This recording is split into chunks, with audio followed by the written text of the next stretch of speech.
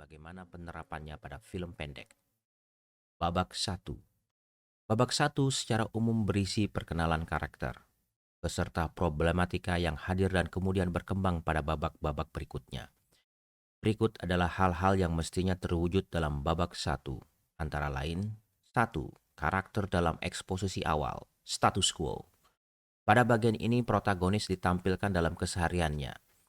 Ketika membicarakan kesehariannya, tidak kemudian diartikan bahwa kita hanya menampilkan kejadian rutinitas yang tampak membosankan, tetapi seperti bangun pagi, sarapan, berangkat kerja, dan seterusnya. Kita bisa memilih bagian yang menarik dan dramatik dari keseharian karakter kita untuk memulai cerita. Oleh karena itu penting bagi kita untuk mendesain karakter kita seutuh mungkin sejak awal, sehingga kita bisa mudah mengidentifikasi rutinitas karakter seperti apa yang menarik untuk ditampilkan kepada penonton. Jika karakter kita adalah seorang pencuri, kita bisa gambarkan keseharian dia berusaha untuk lolos menjalankan aksi pencuriannya. Contoh lain adalah protagonis kita adalah seorang penjual makanan di pinggir jalan. Kita bisa tampilkan usahanya menarik pejalan kaki untuk mampir dan membeli dagangannya, ataupun bisa jadi rutinitasnya adalah dikejar-kejar Satpol PP. Pengenalan awal ini bertujuan untuk penonton mengenal siapa protagonis kita dan kesehariannya, sebelum problem baru datang dan berkembang menjadi cerita dalam film ini. Pada saatnya problem datang, penonton bisa berharap untuk karakter bisa kembali pada kondisi tanpa gangguannya atau status quo atau bahkan lebih dari itu.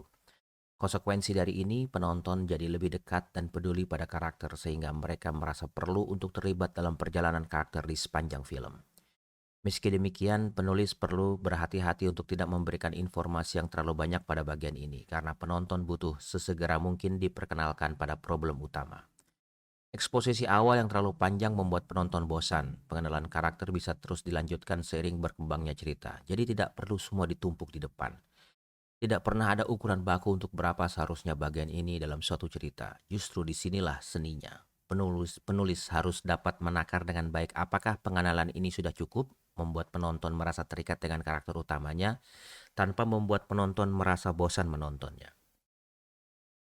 2. Inciting incident, point of attack. Pada bagian ini pertama kalinya karakter mendapat serangan baik secara fisik maupun emosional ataupun gabungan keduanya. Sedangkan serangan fisik bisa berbentuk gangguan dari karakter lain atau situasi alam. Sedangkan serangan-serangan emosional bisa berupa kebosanan, kerinduan, kecemasan, dan sebagainya. Jangan bayangkan inciting incident ini selalu hal negatif yang mengganggu rutinitas karakter. Dia bisa berwujud sesuatu yang seolah positif untuk bertemu dengan idola, bertemu dengan benda, pengabul harapan, atau sekedar menemukan dompet ketika lagi butuh-butuhnya uang. Ketika karakter menindaklanjuti inciting incident yang seolah-olah positif ini, dalam perkembangan ceritanya akan memunculkan konsekuensi-konsekuensi yang tak terbayangkan sebelumnya yang kemudian jadi konflik dalam cerita ini. Inciting incident yang baik biasanya memang harus mendesak protagonis untuk segera mungkin bereaksi dan bereaksi. Serangan ini mestinya sesuatu yang baru bagi karakter, tidak dengan mudah dihindari atau diselesaikan, sehingga memiliki urgensi untuk segera ditindaklanjuti. Karakter sebenarnya punya alasan untuk tidak melanjutinya dan bahkan tetap bertahan dalam status quo. Tetapi dorongan inciting ini harus sebegitu besarnya sehingga membuatnya harus bertekad menghadapi apapun resiko yang ada di depannya. Kalau tidak, dia tidak akan menjadi cerita. Nomor 3. Protagonis bertemu konflik utama. Pada saat mendapatkan serangan dalam inciting incident yang memaksanya bereaksi, karakter pun dihadapkan pada ancaman atau hambatan yang bertuburkan dengan tujuan yang ingin dicapai. Halangan ini bisa sudah ada sejak awal lalu menyusul keinginan sebagai reaksi atas hambatan tersebut. Atau sebaliknya, bisa juga keinginan hadir sejak awal dan dalam proses mewujudkannya muncul halangan. Ketika tujuan karakter diganggu oleh suatu atau beberapa halangan, obstacle, disitulah muncul konflik. Cerita film yang baik mestinya bisa dipahami dengan jelas benturan konfliknya sehingga penonton bisa secepatnya terikat dengan film untuk menyaksikan bagaimana karakter bersusah payah mengatasi konflik tersebut. Hambatan bisa terukur tingkat kesulitannya sejak awal, tetapi bisa juga mengelabui karakter seperti efek gunung es. Artinya hambatan tipe gunung es adalah tipe hambatan pada awalnya terlihat kecil dan mudah ditaklukkan. Realitanya, ketika protagonis benar-benar sudah bertekad menaklukkannya, ternyata hambatan ini lebih besar dan berbahaya. Ketika karakter menyadarinya, biasanya sudah terlambat untuk memutar kembali karena dia sadar pada titik itu resiko untuk kembali sudah begitu besar. Karakter tak punya pilihan lain selain menghadapinya. Halangan bisa berbentuk Halangan bisa berbagai bentuk dan tak jarang lebih dari satu jenis. Berikut adalah kemungkinannya. A. Karakter lain, antagonis. B. Setting, ruang dan waktu. C. Sistem. D. Nasib atau takdir. E. Diri sendiri. Nomor 4. Nuansa film genre. Nuansa dalam film sangat menentukan emosi seperti apa yang muncul dalam diri penonton selama menonton film ini. Apakah berwujud ketakutan, kecemasan, sukacita, atau duka lara? Rasa yang mampu diidentifikasikan dengan jelas pada awal film membuat penonton secara sadar ataupun tidak bisa menentukan genre dalam film ini. Apakah drama, horor, komedi, atau genre lain? Dengan genre yang lebih jelas, selanjutnya penonton bisa membuat ekspektasi akan dibawa kemana rasa dan cerita film ini kemudian. Ekspektasi inilah yang sebaiknya terus dijaga konsistensinya di sepanjang film. Meski demikian, penulis pun bisa saja membelokkan genre, memainkan ekspektasi penonton menjadi kejutan-kejutan yang tampil di tengah ataupun di akhir film. Plot point 1 atau turning point 1. Babak 1 dan babak 2 biasanya dipisahkan oleh plot point 1 atau disebut dengan turning point 1. Ini adalah titik di mana karakter sudah menyadari tujuan yang ingin diwujudkan oleh problem yang dihadapi. Akhirnya memutuskan untuk berusaha untuk mendapatkan apa yang diinginkan dalam cerita ini. Let's do this.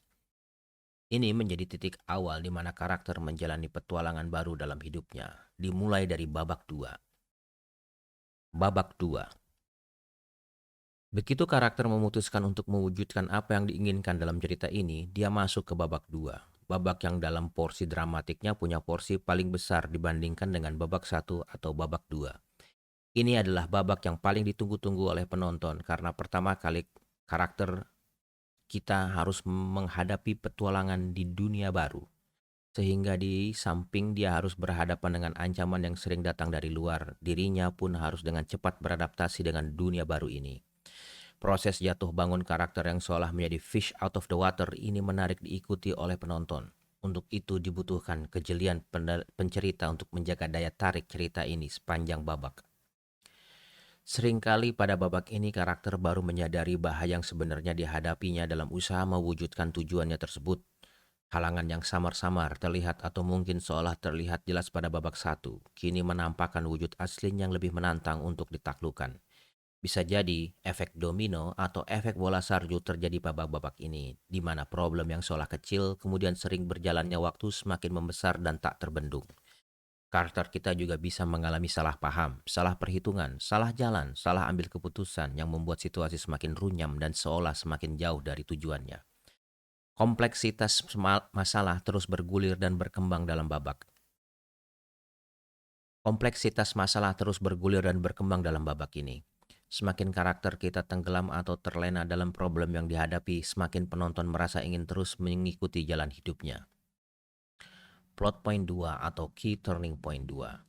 Babak 2 dan babak 3 biasanya dipisahkan oleh plot point 2 atau key turning point 2.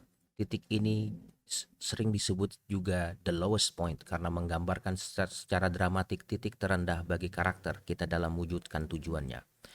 The lowest point ditulis dalam tanda kutip karena biasanya plot point 2 atau key turning point 2 merupakan kebalikan dari ending. Biasanya ya.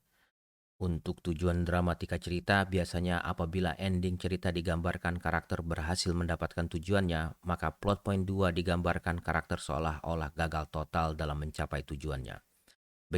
Begitu juga sebaliknya. Jika di akhir cerita karakter digambarkan gagal mendapat tujuannya, maka plot point 2 ini karakter seolah-olah berada di puncak keberhasilan dalam mencapai tujuannya. Dalam konteks film panjang, titik ini terbaca jelas, tapi dalam film pendek dengan pertimbangan durasi seringkali tidak diterapkan secara ketat. Dalam beberapa kasus film pendek, plot point 2 digambarkan paralel dengan endingnya. Kalau endingnya karakter gagal mencapai tujuannya, demikian juga yang tergambar pada plot point 2. Semua kembali pada strategi penceritaan penulis dalam menyajikan cerita kepada penonton. Babak 3. Setelah karakter babak belur ataupun terlena pada babak 2 hingga pada sampai titik terendah atau tertinggi pada plot point 2, kita tiba pada pertarungan terakhir. Dalam video game, ini adalah momen di mana karakter bertemu dengan sang Raja Iblis karena seluruh halangan berhasil ditaklukkan. Ini bisa dianggap seperti putaran final yang paling menentukan berhasil atau gagalnya karakter mewujudkan tujuannya. Karena putaran final sudah berhadapan dengan Raja Iblis, hambatan yang dihadapi karakter juga semakin besar dan semakin berbahaya. Apa yang dipertaruhkannya jika gagal pun makin besar.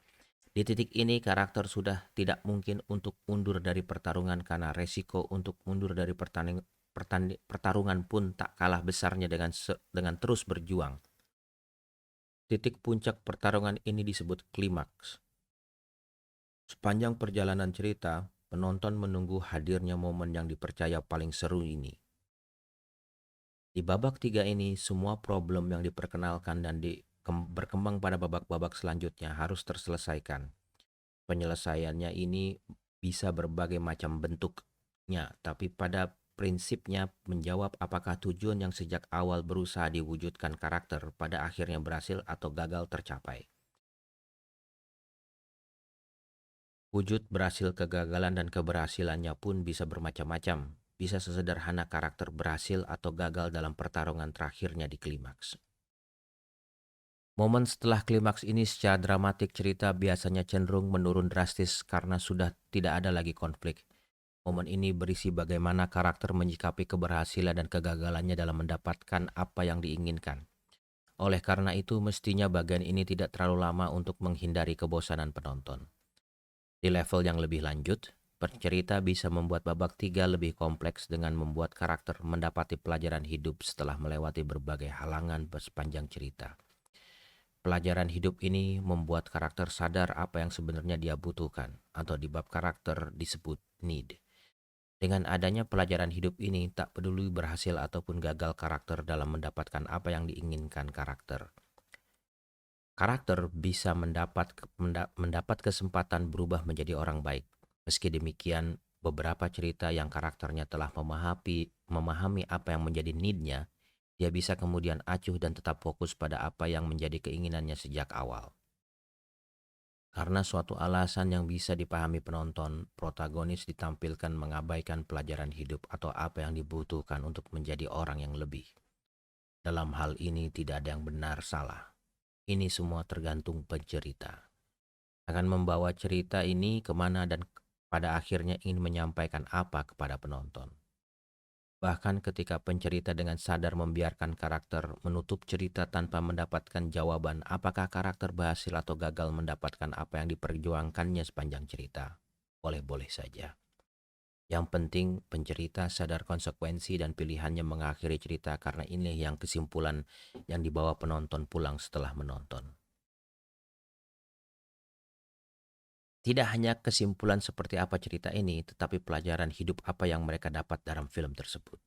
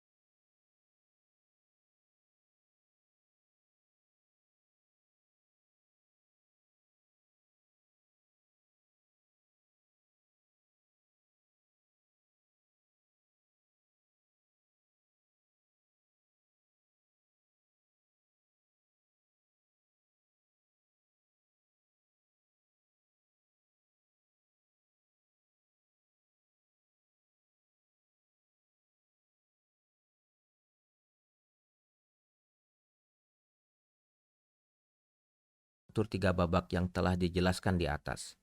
Babak 1. Deskripsikan dalam satu paragraf apa yang terjadi protagonis dalam babak ini. Plot point 1. Deskripsikan dalam satu kalimat adegan apa yang menunjukkan protagonis berkomitmen dengan tujuannya dan siap masuk ke bab 2. Babak 2. Deskripsikan dalam 2 paragraf apa yang terjadi dalam protagonis pada babak ini. Plot point 2. Deskripsikan dalam satu kalimat adegan apa yang menunjukkan protagonis mengalami titik terendah, kegagalan atau tertinggi kesuksesan dalam cerita ini sebelum kembali berjuang di babak 3. Babak 3. Deskripsikan dalam satu paragraf apa yang terjadi dalam protagonis pada babak ini. Pelajari semua hal tentang struktur skenario sebelum kita melanggar hal tersebut. Linda M. James, How to Write Great Screenplays and Get Them into Production.